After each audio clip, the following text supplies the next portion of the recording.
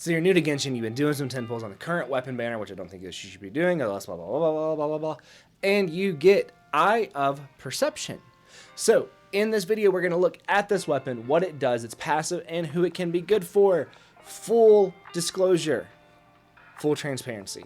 This weapon is not the best in slot for any character. It is in fact mid for any character that could use it. But I still want to talk about it because my wife, when she started playing, she used it on Yanfei for a very, very long time, and it worked for her until she was able to get Mid-est or Flowing Purity. So that is what this weapon is going to be. It is going to be an in-between, something a little bit better than some of the 3-star weapons that you can get, but not super, super good.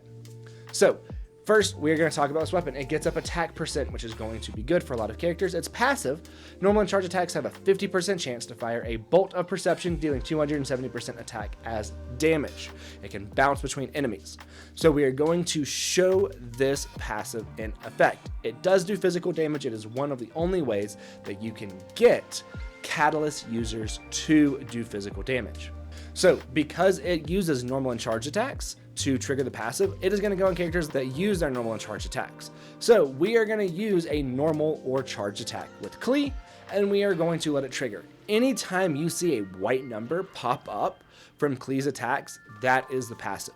Klee will not be doing physical damage without this passive. And as you can see, it is going to be bouncing around between the different hilly curls, doing physical damage. I do believe that this physical damage would be affected by like superconduct. So if you cause superconduct on an enemy and then did this, it should do more damage. I don't think a physical damage goblet would help though, because it's solely based off of the attack. But I do believe if you drop the enemy's resistance to physical damage, then it will actually do more damage. Looking at it on Klee and Yanfei, because they both use their normal and their charge attacks to varying degrees very successfully, this weapon can be good. It's not going to increase their overall damage except for the like attack percent main stat, but it's just going to increase the team's damage by adding in this kind of physical damage layer. Next, we are going to look at Ningguang, another character that will use normal and charge attacks as long as you're not using her as like just a burst bot where you're bringing her onto the field using her burst and taking her off. Then this can be good for her until you get something better. Again, like Flowing Purity, which is the Fontaine craftable weapon. Same thing, we're going to go back, we're going to harass these hilly curls some more, and we are going to attack with Ningguang's normal attacks and charge attacks to trigger the passive, letting the physical jump around. So it is going to, again, not necessarily increase her own damage, it's going to increase the overall damage by just adding in a layer of physical. Now we have a character like Haizo.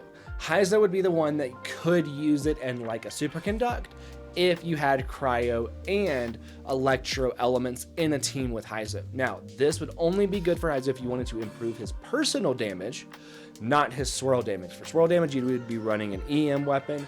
For personal animo damage, you would be running a weapon like this to get up that. Again, not great. It's a middle ground for just about any character that you can put this on. So same thing, we're going to take Haizo over to the same group of hilly curls, and we are going to harass them some more, doing normal attacks, doing charge attacks to trigger that passive to get that physical damage. Now, like I said with Klee, same applies to Yanfei. With Haizo, same is really going to apply with Wanderer, right? You're going to be using Wanderer's normal and charge attacks a lot, and that is going to help trigger this passive. Again, only good if you don't have something better. Really, if you have this weapon, unless you can go like just go get Flowing Purity, you'll be much happier with Flowing Purity running a healer in that team with Flowing Purity. This is definitely going to be a much more middle ground. My wife was using it before Flowing Purity existed, so this was a great weapon for her to have access to until she got something better for Yanfei. So that is going to be it for this video. If you have any questions, do be sure to leave it down in the comments. Myself or somebody else, be sure to answer it, and I'll see you in the next one.